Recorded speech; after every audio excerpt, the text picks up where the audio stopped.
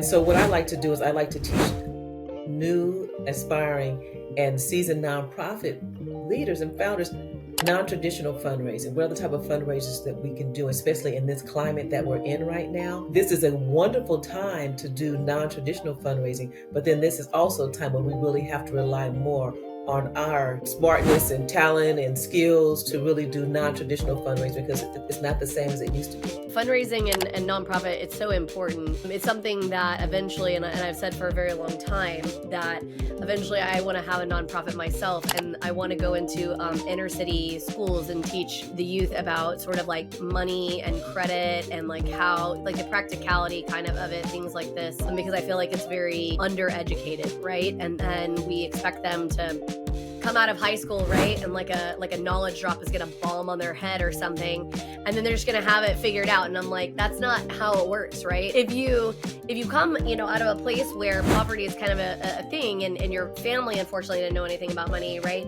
you don't really have a clear understanding. And so it's so important, right, to be in the education space in that respect. It's an interesting thing with a nonprofit because, and I'm sure you see this a lot on the money aspect, it's, fundraising is obviously a huge amount of it or whatever, but there's also now a need, and a lot of people are looking into the transparency of nonprofit, because so oftentimes not a lot of the money that is getting given is actually getting put across to the cause, right?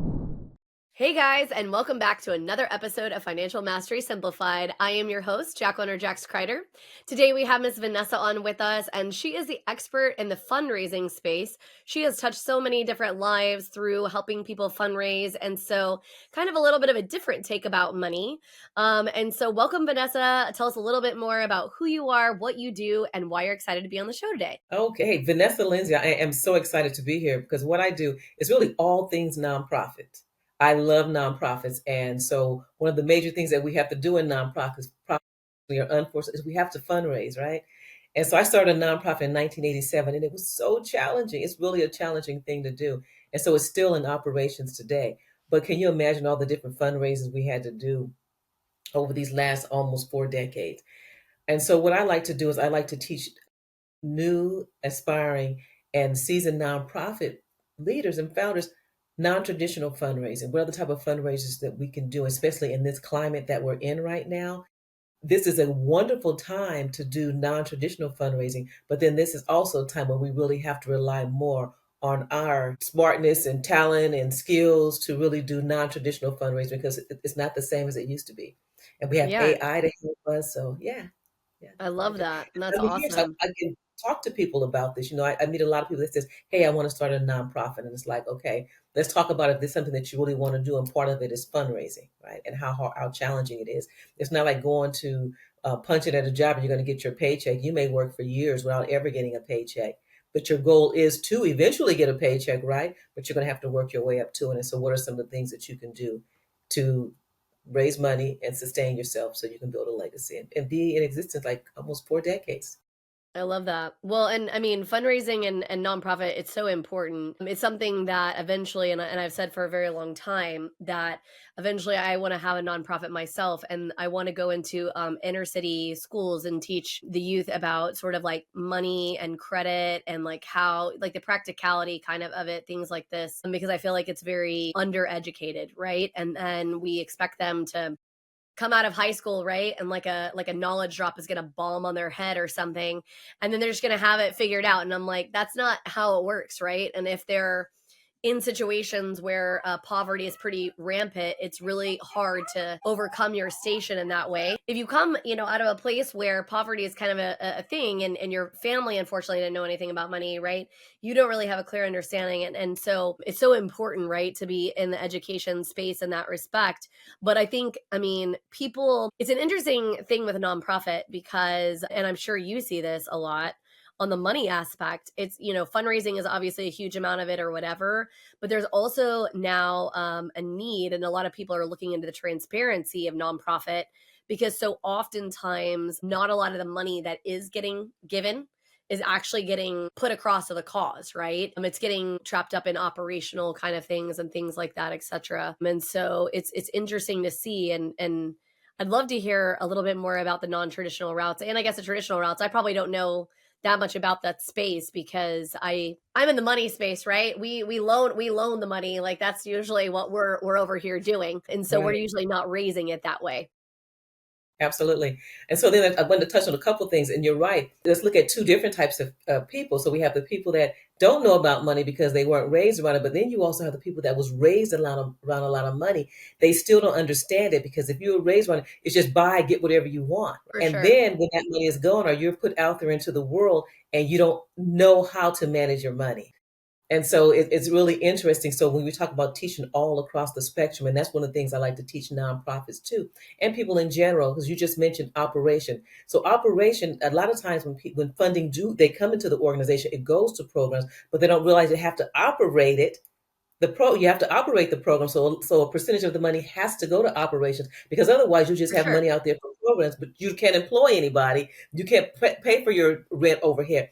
But nonprofits have to realize they need to have external audits. I was just speaking with the young lady the other day, and I said, yes, you need to have an external audit. Someone to come in and audit your organization, and they have to be a certified public accountant. This is valuable. It's valuable for you as a nonprofit, you as the leader, so you know where all your money is going to and what you could do and what you need to do and to bring in more. It's great for the board. It's great for the community to see that transparency. And it's For great when sure. you go to another grant, they're like, look, we have an external audit. We're doing everything that we can, dotting our I's and T's. Another thing that I teach a nonprofit is that it's not your money.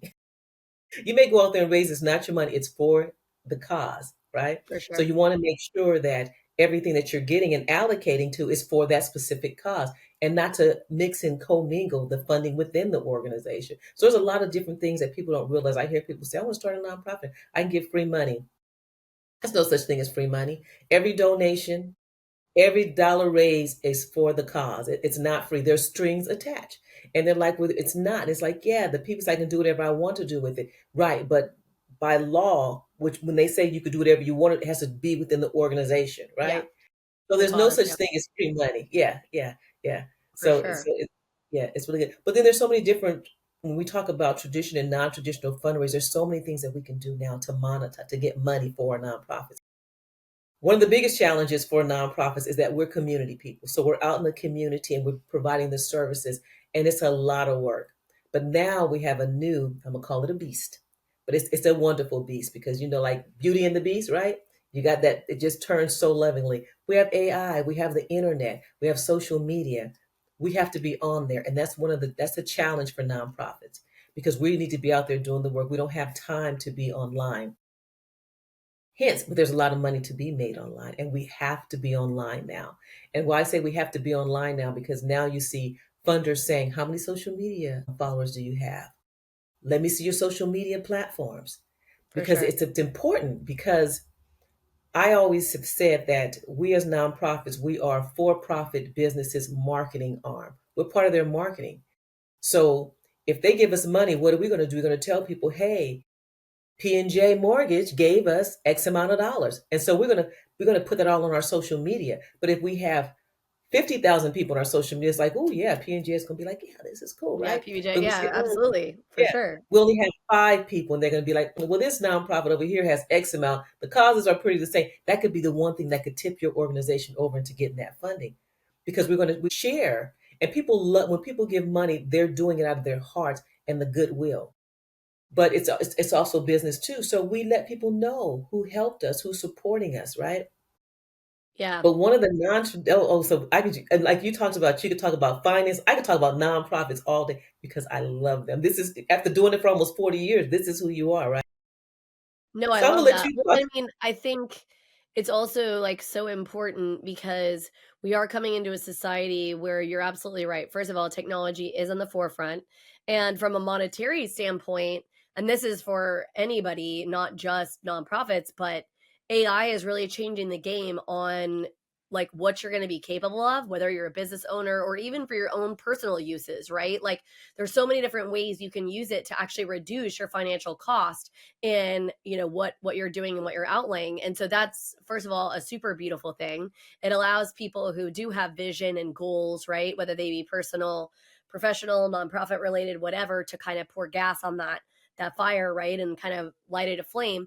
We're also in a society where authenticity is key, right? And we want that authenticity because there is so much fake, right? Because there is so much AI driven things. And we want to be donating our money to causes that we not only believe in, but also are going to be for the greater good, that are socially responsible, right? Like this is a huge thing we've seen in the millennial and the Gen Z generation, is how they buy is a lot, like not just in the nonprofit space, but even in the regular for profit space, how they're spending their money, right? They want these dollars to make more impact. We want to see more societal good, right? Like kind of come out and flow out of these things. And it's a really cool thing to see. It's like, I actually, a lot of people of course hate the GoFundMe's, and I'm not necessarily super for them. I think sometimes they can be a little overused and abused for sure. However, I mean, think about the cool aspect of the fact that when you have a struggle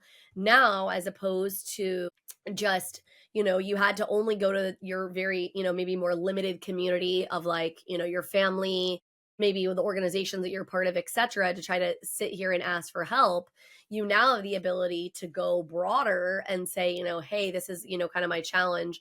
And maybe somebody who sees themselves in you can kind of step in and say, okay, I'd like to help or whatever. So it's an interesting time we're living in when it comes to both money and even the nonprofit space, because of how much has changed. Because I feel like probably when you started, and you can correct me if I'm wrong, things were a lot more in their own little bucket, right? So it's like, this was this bucket, and then this was this bucket. And now we've taken all the buckets and they're all kind of merged together a little bit and like poured into different buckets. And so it's a very interesting experience, when it comes to money, because it is a little bit more sloshed around, I guess, than it used to be. It really is. And and I can't say that there's more money now, because there's always been money. They can always print up more, but there's more access to money now. For You have the sure. ability for us to be sitting on a podcast, right? And when we talk about non-traditional fundraising, a podcast. That's a non-traditional fundraising for now for nonprofits. You get on here, you get a nice podcast, you get sponsors going. That's a different fundraiser where you didn't have access to before. And you're right. When I started, there was no internet, no cell phones, no World Wide Web, So now it's like, oh my gosh, we have all these things. And so I'm like, let's figure them out. AI is amazing. AI is so cool that it allows nonprofits and everyone now to leverage their resources. And that's one of the things that nonprofits like, how can I leverage my resource? How can I leverage time and staff? Well, AI, not to replace it, because it can't replace time, because time is what it is. You can't For sure. replace the human element, because part of being a nonprofit is being in the community and being the human element. So we can't replace that. But it can help you leverage a lot of the resources and a lot of the things that you have, and help your staff do more, feel less burnout, less stress, and be able to get more done by having I call it an AI sidekick. So if every staff had an AI sidekick, right? Can you imagine? Because they're burnt out. A lot of them are burnt out and stressed and overworked. Yeah. So that's one non-traditional fundraising, is starting your podcast within your organization, for your clients, showing them how to be more self-sufficient, right? I love Youth that. organizations, yes, youth organizations, let the youth, now they have the voice. Let's hear their voices and allow them to do it and support them with doing it. Well, and also, I mean, because I love podcasting. It is an interesting thing that we're having a discussion there, because podcasting is a good way to get your messaging out there in so many different ways, right? Nonprofits as well. It allows people to have a clear understanding of what you are and what you do. Because I'm going to be real, there's a lot of nonprofits, right, in existence, and there's more places and ways than ever to donate your money, spend your money, right? I mean, you got lots of things, and I'm going to be real, it can get a little overwhelming, right? Because you're trying to donate to the causes and the things that you hold dear and that resonates with you, etc. And I mean, what better way to know what people stand for than to be able to go and listen to a podcast and see, like, well, how does the founder feel? How does, what kind of people are they helping? Maybe there's stories of people that they have helped, and like how that's affected or changed their life. Because it's that's a very effective strategy. It's so great. I think it was so funny because I was having this conversation earlier this morning with this guy that I went to high school with, and he's like, I don't like AI. AI is the devil. And I started laughing, and I said to him, You better get on the bus or you're going to get run over by it. And he was like, what do you mean? And I said, well, AI is coming, and I can already see it just because of how I utilize it in my business and what I utilize it for. AI takes that original thought, those original ideas, those really great differentiators on what makes you you, and it pours gas on that, right? And allows you to expand out and push back and have conversations with you. And it's 24/7, right? Like if you have a great idea at 2 a.m., like I do, I'm a night owl. All of a sudden something will pop into my brain. There's not usually a lot of people that I can go back and forth with and ask questions to and say, hey, is this a good idea? Is this a horrible idea? I don't know how that, whatever. And guess what? I could so do that with AI. It may not be 100% accurate, but it's still, better than me just letting the idea die because nobody was there to have the conversation with me, right? And Right. so there's never been a better time to figure out and come into yourself and come into your awakening and use this tool to short the amount of funding you need for anything, including nonprofit, right? Because there's so Yes. many tools you can buy and utilize and subscribe to where you're paying $50 a month as opposed to a person that you're paying $2,000 a month for, or whatever the case may be. And a lot of people, that scares them because they have scarcity mentality and they think, it's coming for my job, it's gunning for me, as opposed to thinking about the other way of now all that original thought, all that original idea, all that original help I wanted to give to the world and gift out there is now just gonna take fire. Right.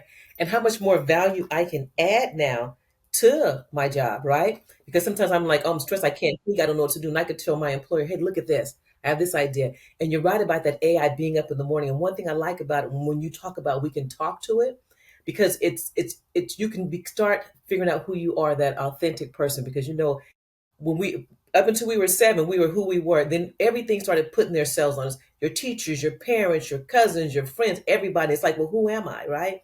And so then as you're talking to each one of them, that is the persona you show up as, right?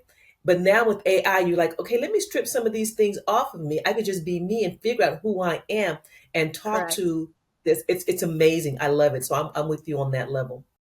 And I think that it's helpful. I was gonna say, and I don't know if you have had any of this experience or not, but one thing that I do for my particular programs that I offer and things like that is I create custom GPTs. And the reason that I do it is because what I talk about all the time is money. And that is a very sensitive thing. It's a very thing that a lot of people hold a lot of scarcity and shame and a lot of just negativity surrounding. I think money, and I say this all the time on the podcast, it's just a tool. It's a fake made up thing. Like we made it up. So I don't understand why so many people put so much identity right around money, right? And like who they are and whatever, because it's fake, right? Like we literally made it up. But Hmm. you know what you're not going to be afraid to like tell some details of your life to is AI, because AI is not going to judge you or say, Vannessa, I can't believe you made that financial decision. That was stupid, right? Like, which is what you're in essence fearing if you're talking to a professional is that was what we're going to say. I laugh because I mean, none of us would ever say that. But we as humans think that somebody is always out there like judging us and things when we're surrounding money. And the truth is that you again can utilize these tools and these things to shorten this cycle, right? Again, be it nonprofit, business owner, even in your personal life. Like I think so many people think that AI can't help them in their personal life. And I built out a GPT myself where I wanted to be able to create easier recipes, right? But I have some very specific dietary stuff that we have to cover in our family. Like we have somebody who's allergic to nuts. My husband really doesn't like cheese. I have a toddler, right? Like think about all the people or whatever. So it takes a lot of mental weight going out and trying to figure out what the heck it is you're going to eat every night. And, maybe some of you guys are okay eating the same thing every single day. Good for you. I'm not. I can't do that. I can't eat the same thing every week. I need some variation in my life. So I've asked it, to create recipes or ideas, etc. And what a gift that is versus just getting stuck in your own mind and the overthink, right? Absolutely. And it is wonderful. And that's one of the things that I do when we talk about specialize. a lot of the tools that are created in the AI tools and platforms, which has always really been this way, are tailored to businesses and people in general, but they're not really tailored to nonprofit, which we talk a different language. So what I've been doing is I'm creating tools specifically for nonprofits, systems and AI bots and agents, and then teaching them how to utilize it and show them how to put AI into it. But it's talking their language, right? So when information is going out, it's going out as them, as the nonprofit, as the community helper, as the one. And so it's really exciting to be able to take that of what we have now and figure out, because a new app will come out or a new tool come out, and I'll come and I'll start looking at it and I'm like, now how can I tailor this around specific nonprofit issues? Because again, nonprofits, they don't have that much time. They don't have a lot of time to be playing online trying to figure out this bot and this agent and stuff. And let me figure that time out for you while you're out doing what you're doing, is making that impact. So it's really exciting about using those AI tools. And when you talk about self-care and taking care of yourself and doing things quicker, like I need that recipe. I need a quick way to do a fundraiser. This is who we are. We've been in existence this long. This is how much money we have. This is how many staff we have. This is what our community looks like. Show me some resources, that some fundraisers that I can do. So I have an app that'll show them different types of fundraisers depending on where they are, and then shows them what it is they need to do, put it in a timeline, and gives them tasks to do. It's just That amazing is what can be That's done. awesome. I was gonna say what I think is really an interesting and cool maybe take on some of the different things that nonprofits may not be thinking about, and I kind of talked about a little bit what I do for my own business, is I think that people are losing the ability of like how powerful AI is as a helper to whatever it is you're doing. And so, like, let's be real, AI can't feed a hungry person, right? So like AI can't miracle food. And so if you're a nonprofit and you work in a space where you have a food pantry or something along those lines, right? Or whatever, but what you can do is create a companion that allows them, the most common things brought into the food bank, like whatever all those are, right? That are provided by people, and creating, custom GPT that helps them then now create recipes. Because again, let's be real, not everybody wants to eat the same dang thing every single time. And our brains go to the same place when we see the same 10 ingredients Yes. or 15 ingredients. We think, oh, we can only make, pasta, tuna salad or whatever, like whatever these ingredients, these things are.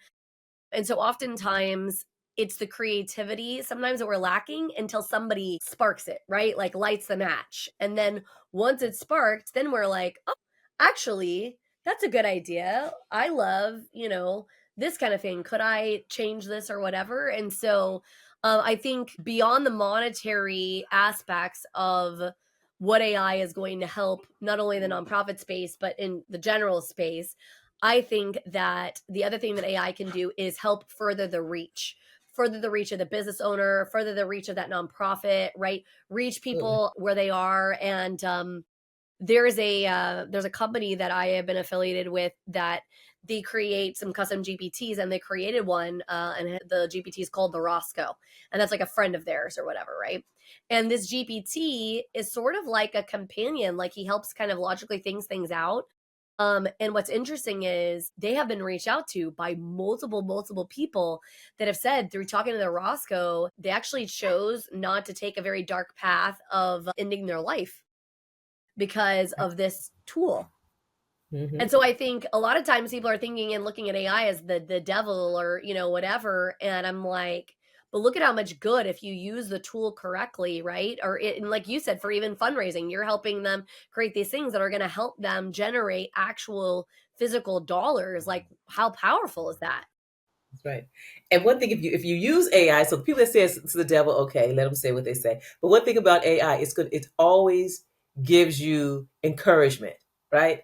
Oh, you did a wonderful job. Oh, Vannessa, I think that's just a great idea. Oh, why don't you try this? Oh, it's always giving you positive reinforcement, positive feedback. So the point we have to tell them, come on, okay, let's be real. Don't give me all this positive feedback. Okay, I know. Yeah, you're like, don't blow smoke completely, okay? I mean, I appreciate you gassing me up, but not too much, okay? All right. Absolutely, absolutely. So yeah, it's good. And so there's so much as you were talking. It was like, and even when we talk about that food app, right? It's like, can you imagine going to the food banks or going to where they feed the hungry, or say, hey, we have this app. We created this app. There's a fundraiser right there, right? There's a fundraiser, $1, $5, and you can share with such and such. So there's so many different ways you could do a fundraiser. There's a fundraiser that I'm actually attaching myself to right now. It's called Live Free, Give Hope. And so what a company is doing is they're giving a year free rent. The first one is going to be in Atlanta. Free rent for a year. You get the rent and you get the utilities. And so I'm like, oh, I love this idea. Well, I want to take it a little bit further. So I spoke with the company to take it a little bit further. So I'm saying give warmth. So if everybody comes online, buys a sweatshirt for a homeless Mm, person, and then they buy perfect. the sweatshirt, they can take it and give it to a homeless person, or they can give it to a nonprofit who will give it to the homeless, and then they're entered to win this free apartment. So like say That's they awesome. buy, I'm just saying they buy a sweatshirt for $40. Well, they have 40 entries to win this apartment.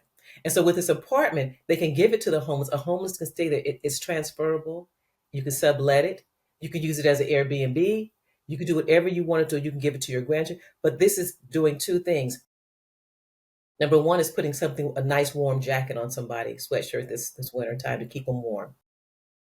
It's giving some an opportunity to win a free apartment, and then partial the proceeds for the people that's working with me. The partial the proceeds is going to help youth services, youth foster care agency that provides services for foster care. So it's doing That's a lot of awesome. benefits for this one thing.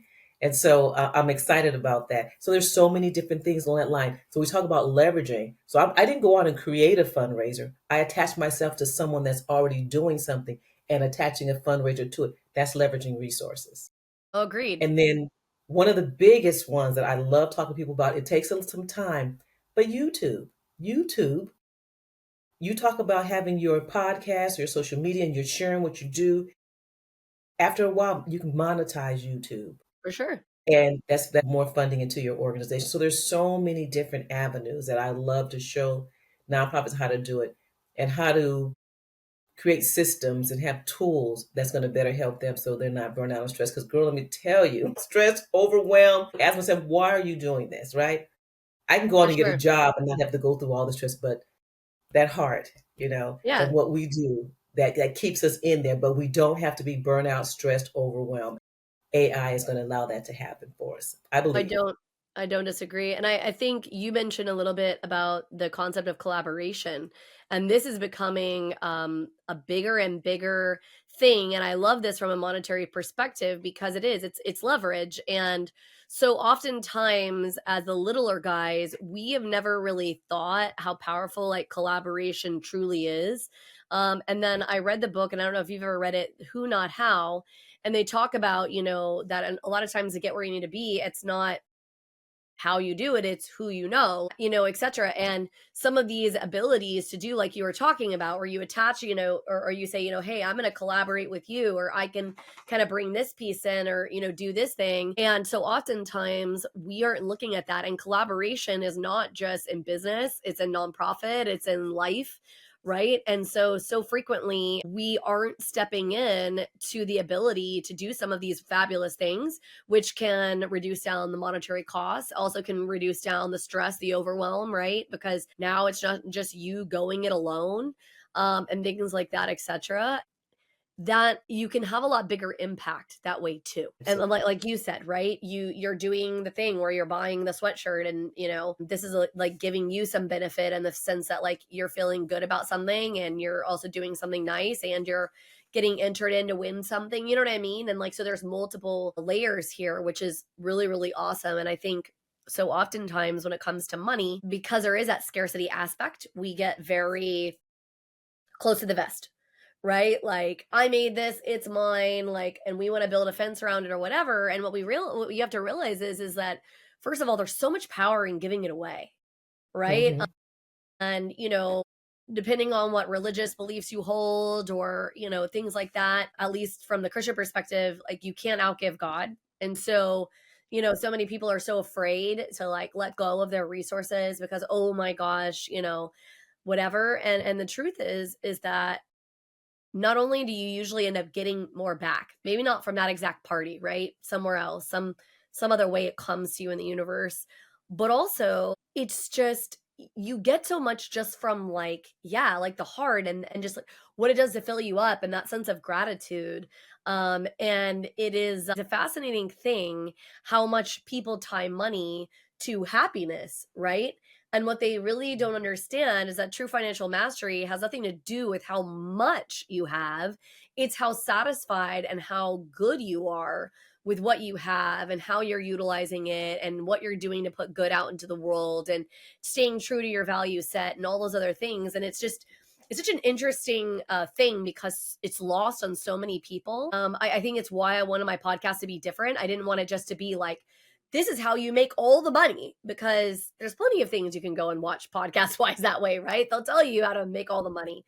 I'm like, how do you figure out how to live with it intentionally, right? In a way that resonates with you, in a way that speaks to your value system and ensures that you are, if that's on your heart and like you're like, man, I want to start a nonprofit. Okay, how do I figure that out? Clearly Vanessa's ahead of the game. Like she's the person I need to now go talk to, right? To figure this out, or she can point me in the right direction. And that's really what true mastery is about, financial and or otherwise, right?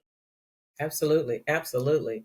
It really is. And then once we realize that we don't have to be territorial, we don't have to keep everything close to the vest, that like this, so much more, you just open your hands and so much more is going to come in and can go out, right?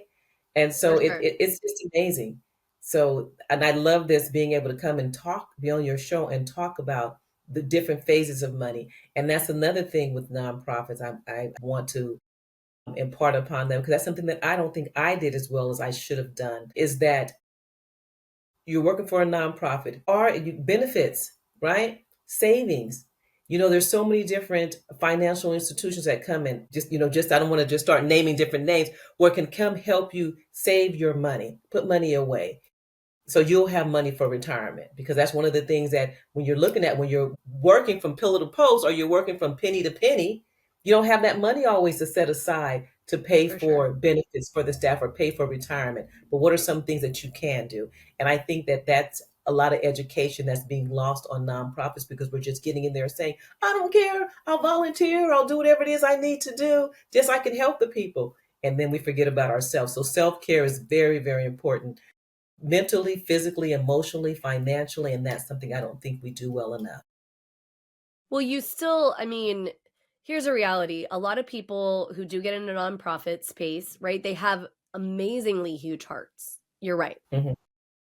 But just because you have a really huge heart doesn't mean that you need to forget about the reality of life. I mean, that's why I always blend almost everything that I do in the podcast with some practicality, because it's like what I say in mortgage all the time. The math is the math, right? Like, we can want certain things all we want, but it's not going to change the actual mechanics of the math, right? And so how we get there, what that looks like or whatever, but we do have to be cognizant and intentional and understand that we do still have to be made whole, right? Like we still have to ensure that we're looking out for those aspects, of life, and that the two can coexist, right? That money isn't the root of all evil, right? Money, in my opinion, a lot of times is a lagging indicator of your success. I say all the time that I'm not in this to make gobs and gobs of money, but I have known, and the call on my life has been such for my whole life, that I know that I will be wealthy beyond measure. Not because that's my aim, where I'm like, oh, what I want to do is just have crap tons of money, right? Like I just want to have gobs and gobs of money. But because from me, I know that if I am doing my God-given path, if I am walking down what I am supposed to do to help people, to further society, to put good out into the world, that the money will follow. And so you can't cut yourself short by believing, oh, you know what? Like, I don't need the money. It's not about that. Yeah, okay, that's fine. You're right. It's not about that. However, it doesn't mean that that isn't still a resource you need to bridge the gap to get you where you need to be. Because how much more can you do if you're not worrying about money, if you're not worrying about research, you're not worrying about getting your kids to school and all this, because you're trying to run your nonprofit, but you got to take care of the child care and you got to pay for this. And how much more can you do? Now I want to switch this up, because I want to ask you a question now. Sure. Because you mentioned mortgage, and I work with a lot of nonprofits that they're like, I want to buy a house, I want to start a shelter, I need to buy this, and it's like, but I can't get a mortgage because either the mortgage is going to be in your name, and 9 times out of 10, the nonprofit might not have the credibility. You're just starting off new, so your nonprofit doesn't have a line of credit, doesn't have a history. So can you talk a little bit about that? Maybe give some suggestions on what they can do so they can get a mortgage, so they can buy the shelters, the group homes, and things along that line. Stay tuned. We'll be back right after this message from our sponsors. Welcome to Financial Mastery Simplified, your go-to podcast for making smart money decisions. We break down complex financial topics into easy-to-understand advice you can use every day. Our experts cover everything from budgeting and saving to investing and retirement planning. We give you the tools to take control of your money and build the future you want. With Financial Mastery Simplified, you'll feel informed and empowered to make the best choices for your financial health. Tune in to Financial Mastery Simplified on your favorite podcast platform. Start your journey to financial confidence today. Visit us at fms.tips and fms.college for more information. Welcome to House U, where we believe in the power of education. At House U, we're more than just a brand. We're your partner in home ownership, dedicated to educating, equipping, and empowering you every step of the way. Education is at the heart of everything we do. We offer comprehensive resources designed to make home ownership simple and accessible for all. From understanding mortgage options to mastering home maintenance, House U provides the knowledge you need to make informed decisions with confidence. We host workshops and seminars, bringing together experts and community members to share insights and build a stronger, more informed community. Because when you're educated, you're empowered. House U, home ownership made simple for all. Visit our website or contact us today to start your journey with House U. Empower yourself with knowledge and embrace the joy of home ownership. Thanks for your patience. Now back to our conversation. Yeah, You're like, so it depends a lot. So there's two things. One thing that I feel like not a lot of nonprofits and business owners alike don't do well is they don't establish what's called business credit. So there is two main different kinds of credit. One is business and one is personal, right? We're all pretty familiar with personal credit. It's kind of been beat into our brains at this point that, we need to protect our credit score and etc. It's a very malleable number, by the way. And so I always tell people, don't get in the weeds or feel really bad about yourself if your credit looks like crap. Mine actually right now, because of some crazy financial situations, does actually look not that great. Malleable number, you can come back from it. A lot of times it's going to depend on what they're trying to do. If they're trying to buy a house for themselves personally, the thing that you have to keep in mind is that mortgage as a general rule is always going to be based off of stability. Okay. And so they're looking at roughly a 2-year look back. Okay. And so if you don't have, if you haven't opened that nonprofit and you haven't been in business for at least 2 years, there isn't really that 2-year stability look back piece. And so you're going to pretty much have to kind of wait it out. That's going to be one option. Or if you're not going to wait it out, you're either going to have a fair bit of cash. Like there's going to have to be something else that bridges the gap, because mortgage is only about risk. It has nothing to do with you personally. They're not looking and saying Vannessa's a good or bad person. It has nothing to do with this. It has to do with what is the risk? What is the risk factor? And what's the likelihood of you paying me back? If I give you money, are you going to be able to pay me back? Yes or no? And they're simply looking at it. So it's very logical, there's a lot of numbers happening on the back end. If they're trying to buy a physical building to be able to do something like that, 9 times out of 10, they need something tied a little bit to their business. They can personally sign for it typically if they're dealing with commercial loans or things like that. Again, they still a lot of times are going to want to see a period of time that they've been in existence, or if they do have a bunch of grants or stuff that they have that's pretty much flowing in and towards them, right? That they can track and they can see maybe there's a commitment in writing or something to a certain amount of dollars that's given over the course of so many years, right? Like big businesses do this sometimes. That contract is kind of looked at as income, if you will. Okay. absolutely. And so when they're looking at this piece, they are they can see the likelihood, right? The stability factor, etc. Right. And I'm not super familiar, but I do know that there is some lending that specifically does gear in the commercial space towards nonprofit. but it definitely is more, like I said, it's going to be on the commercial side is what most of them are going to want if they're looking for their nonprofit specifically, right? And so a lot of times it's honestly asking questions, having a clear understanding of like what it is. I tell people all the time, and I talk about intention all the time. Part of the reason I wrote the book that you can kind of see behind me, it's called Mortgage 101, The Secret Sauce to Home Buying. The whole reason I wrote that book is I wanted people to be able to understand what the steps were, what they look like, and how you basically could do things the right way and the wrong way, right? Like, as in, like, from our space. So that way you are setting yourself up for success. So oftentimes there are people in our space that do educational trainings or videos or any of these things. So if you're saying, hey, this is what my goal is, I guarantee you we can find a resource for you that can kind of help set you up for success on what the path needs to look like. Usually the key is going to be stability and time. And these are going to be usually two of your bigger factors. And so I tell people all the time, I can get almost anybody to be able to buy a home. Doesn't matter who they are, what they do, how much money they make, any of this. That's not the issue. The issue is, are they going to put in the work?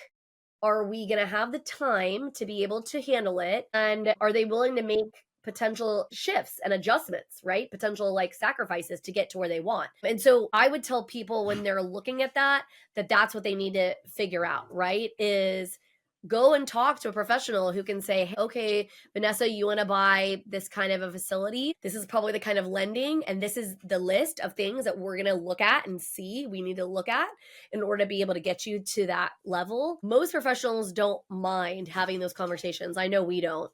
We'll talk to anybody about, that goal, that dream.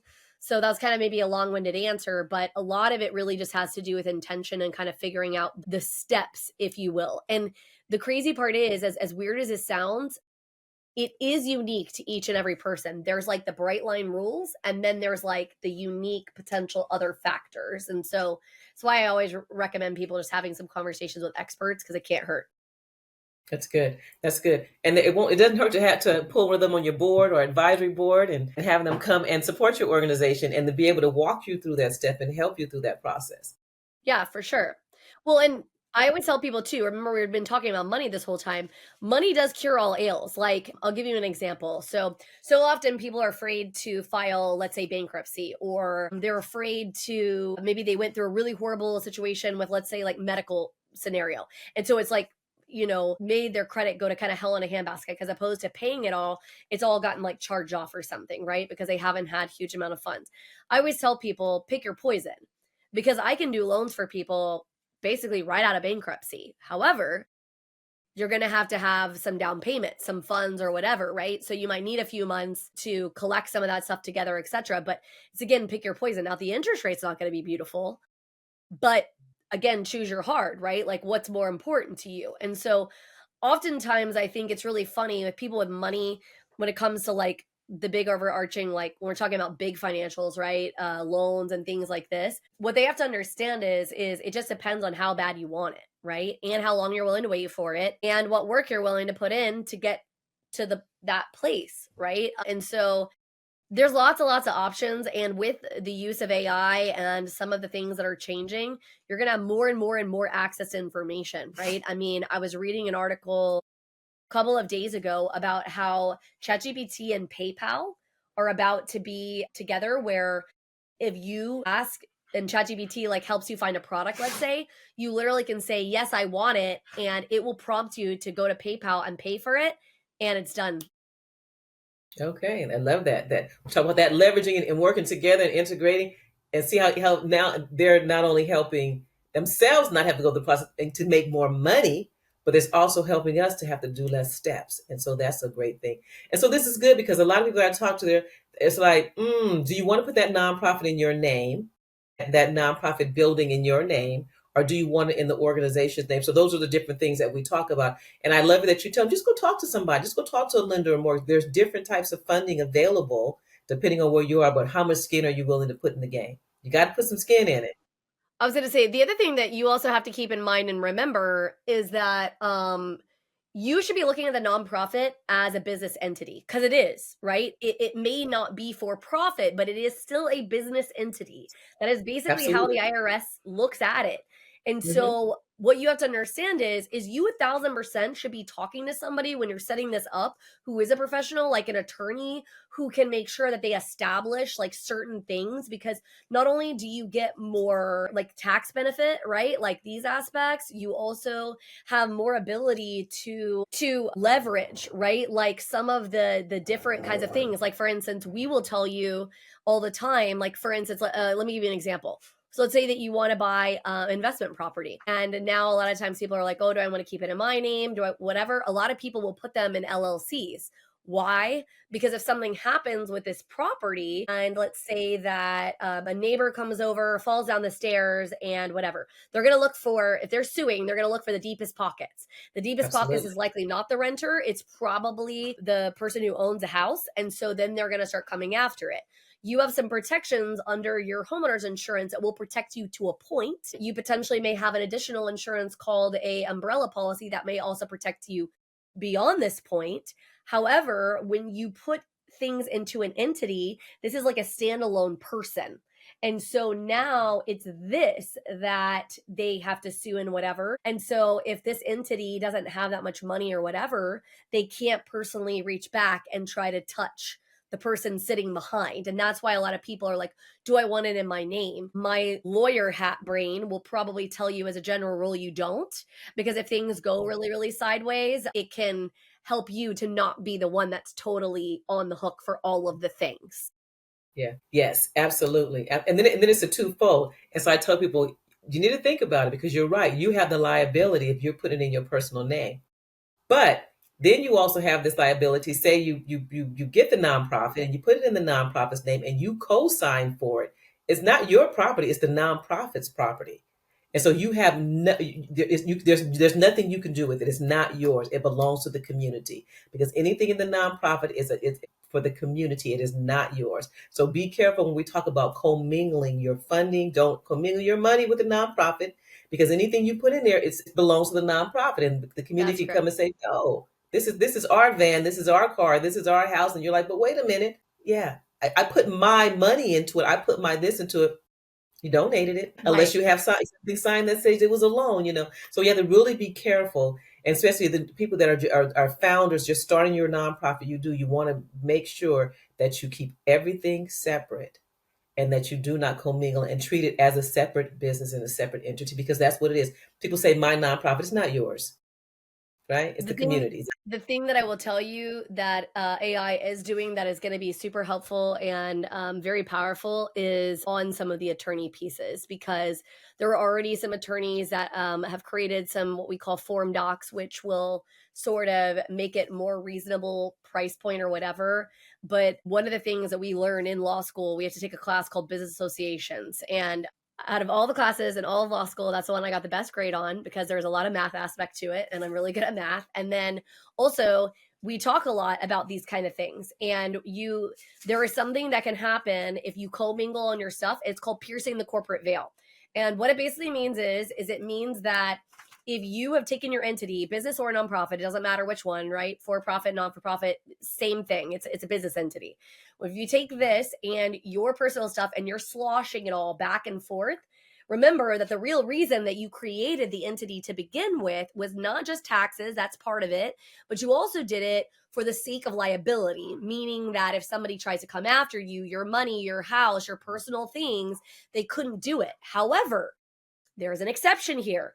If you've commingled stuff to the point where there is no definitive anything, it is gray as gray can be, and there's no black and white clean line between it, the court system will find that they can pierce a corporate veil and go after and take your personal things. Okay. Yes. So it's a very, very important thing and a very fine line. And something that people have to understand is you literally have to look at your business entity, your nonprofit, whatever it is, almost as if it's its own person, right?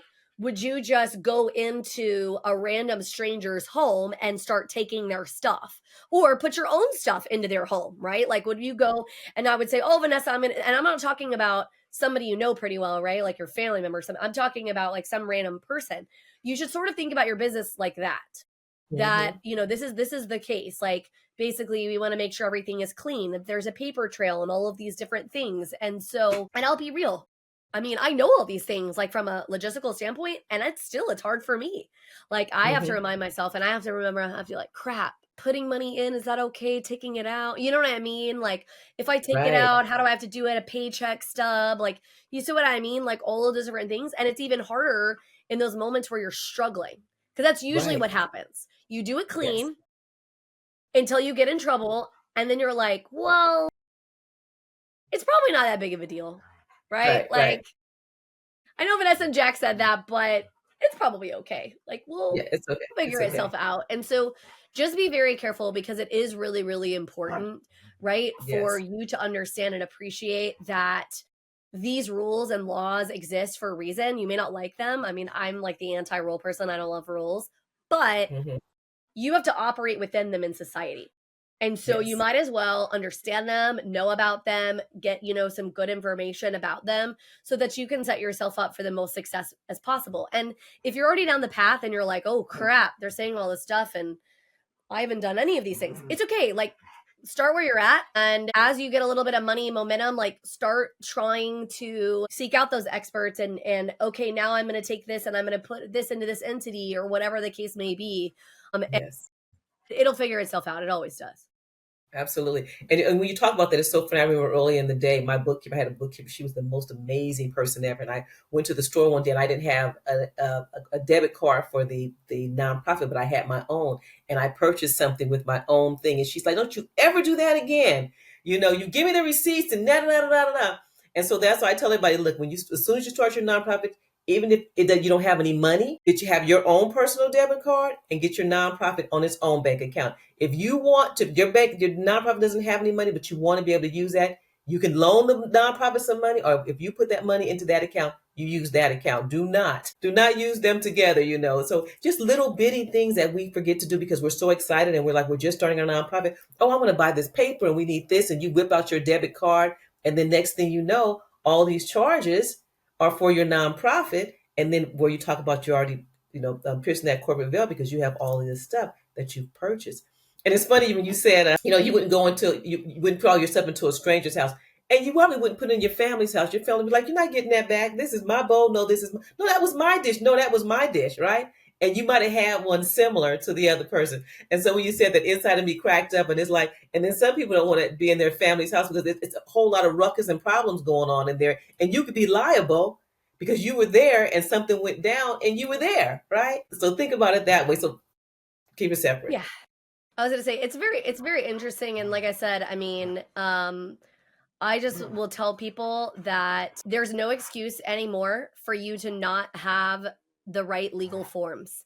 Yes, they may not be perfect, but I'm telling you that they exist. There is so many different services that do it for dumb cheap. Now, are they perfectly perfect? No, but will they at least start giving you some legal protection? Absolutely. So don't sleep on that, because we live in a society where you're no longer having to go and hire an attorney at $500 an hour, and now you're out $5,000 like that, whatever. Now, do I recommend at some point in the process of your situation that you maybe hire somebody that's at that level and could clean things up for you? 1,000%. However, I get it. When you're at the beginning, that's not really a thing. Like, that's not really a possibility. You don't have those abilities. And then I will highly, highly encourage people, because it's something that I've been working on for my own business. And it's harder for my business because we work in money. And so we have a hard time getting credit and things like that for our businesses because of what we do for a living. However, it is super important that you start establishing some business credit, because this allows then for you, because I'll be real, I know a lot of people who don't want to use our debit cards, because what happens if fraud happens and now they have access to my bank account, and that's where all these funds that I'm responsible for that people donated are going into. And so you can establish business credit, and there's very specific ways it can be done. And you can pay people to do it for you, and a lot of them charge like $1,000 or something. So again, it's not cheap, but it's not that expensive either. And they can help you set up and establish some of these aspects and these things for your business that will take a lot off of you personally, right? And it gives you a lot more protection. And so just understand that when it comes to anything financial, we're living in the age where things are literally going to the cheapest they have ever been. And no, I don't mean tangible things like food and whatever. Like we can have that argument all day about inflation and what all the cost of goods is. That's not what I'm referring to. I'm talking about Mhm. information, about resources, about ways to set up businesses and things like this or whatever. Access information so that you can get the things you need at a reasonable price point and things like that or whatever. And I also will tell people too, cheap is not your only aim, right? Yes, you want your things to be reasonably priced, but don't just go for the cheapest just to go for the cheapest, right? Like trust your gut on some of that. Because I tell people all the time in my space, I'm like, look, I may not be the absolute cheapest in mortgage, but we're really competitively priced. And then not only are Mhm. we competitively priced, but we also are actually really in your corner. Like we're going to be there through you, through the muck, whatever difficulty transpires. Like we're going to be right there with you walking through it. And so it's really important when you're picking those kind of people that you're thinking that through too. It's like, hey, do I trust this person? Why do I trust them? Do they have some credibility? And making sure that you're in a good space there. Right. And then you also want to make sure, I was hoping if that's the route that you're going to go, I'm definitely going to want to purchase this building or purchase. Think about as a nonprofit, what's your payback plan? Do you have income coming in? Are you going to, what type of fundraisers are you going to have? So have a plan to pay that money back. Don't just think because I have a nonprofit status, I can get this money, but you've got to figure out how am I going to pay it back, and have a Yeah. plan, have a 5 year strategy plan. This is how we're going to pay this money back, and not just I can get this money because I'm a nonprofit, and Well, depending on, and I just depend on donations and the kindness of others. That I'm going to go out, people are going to donate me X amount of dollars. I'm going to go ask these people to give me money. You have to have a plan, and that's where you sit down and you come up with, these are the fundraisers I'm going to have for the year. This is the contracts I'm going to get into. So just come up with a good strategic plan on paying that money back. I think when anyone starts a business, again, nonprofit or otherwise, or even in your own financial life, right? Intentionality is huge. Hmm. The plan may not always work out exactly the way that you laid it out, but you do have to have it, not only because, first of all, money loves a plan. And so the alignment, the intentionality of you setting that out and projecting out and saying, okay, this is like what the steps I want it to look like and take and whatever is going to help money flow to you anyways, right? Just from that aspect. And then also because it also helps you recognize opportunity. So do not lose out on this piece of wisdom because I'm telling you, I did not listen or think about this for a very long time. And I think I missed so much opportunity because what happened is was just kind of on certain things flying by the seat of my pants, right? So certain things I was very intentional about that I felt like I needed to be. And then other things I was like, it'll figure itself out, whatever, blah, blah, blah.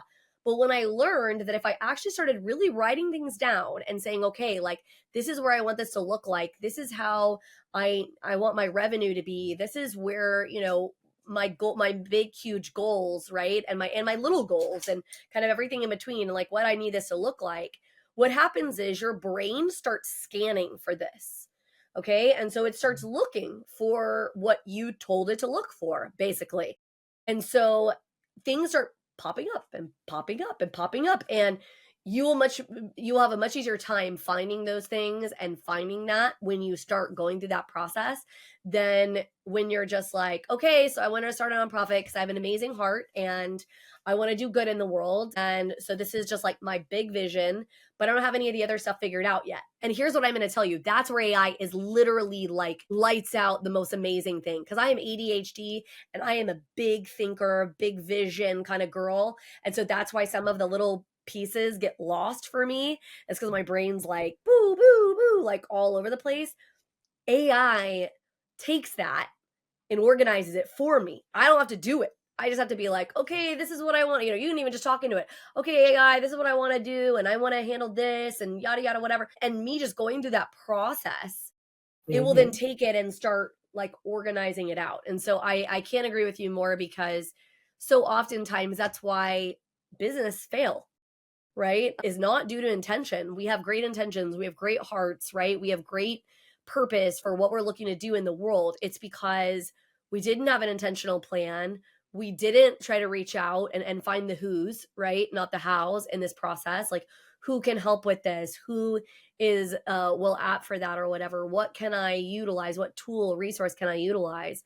And so we're finding that we financially failed not because there's anything wrong with our ideas, not because we're stupid, not because we don't understand money, none of these things, but because there just was a lack of a intention and a plan. That's right. That's right. And use your connections. We don't have to work in silos. We do have Correct. AI to continue, but you want to get together with like-minded people. You need that support. I'm always in mastermind groups. I'm doing 100%. coaching. I've been 4 decades, right? But there's always some more coming out, and I'm always want to be in where the people are to keep learning. So don't stop learning, don't start growing.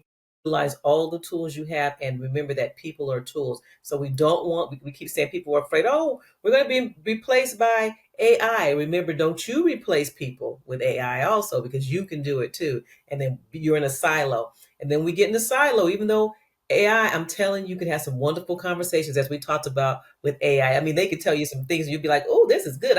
I could be here for months just talking.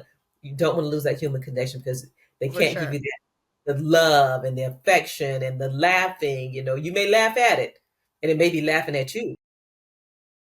Yeah, the computer on the back end is cracking up or whatever. No, I Yeah. totally agree. I mean, I think that that's where you use AI to pour gas on that fire, but you don't lose your humanity and you don't operate completely in a vacuum, right? Everybody needs that ability. And I hope that people use AI for the good and then the things that it can be. And I know some will use it for the bad. That's just always the way that it goes, right? Let's just be real here. But there's so much potential and opportunity here. And hopefully, this conversation, it's been helpful for you guys to hear about ways that you can, whether you have a nonprofit or not, whether you have a business or not, some ways that you can leverage money to come into your own mastery. Because the truth of the matter is that there's so many different options, there's so many different ways, but we've never lived in a better time to succeed at whatever it is we do, because the tools and then the people and then the opportunity is there. We just have to reframe our mindset and go out there and seek it out and find it, right? That's And right. so, Vanessa, I think you have a free offer that you'd like to let people know about, and so I'll let you say that, and then we'll close this out. Okay, yes. I offer a free clarity call. It's on Sundays. And you can come on and you can ask any questions. I'm there every single Sunday. So if you have questions, you want to know something, I'm there. I'll give you all the information. If I don't have it, we're going to sit there together and we're going to figure it out to make sure that you get your needs met so we can make that impact. So I'm Vannessa Lindsey. I'm with the Nonprofit Transformers. So you can find me at nonprofittransformers.com. We help transform nonprofits. We help you transform your own nonprofit. And I so then love also I just want to put a pitch out. If you know someone that's homeless, I'm going to say again, live free, give hope. And I think they're going to be doing this year round, is giving a year's free rent to people that are homeless. So someone that's homeless a year. That's So awesome. live I free, love give that. hope. So I love yeah. that so much. Well, thank you so much for Yeah. being my guest. I had an amazing time, and hopefully, this episode was helpful for you. And we'll see you again next week on another episode of Financial Mastery Simplified.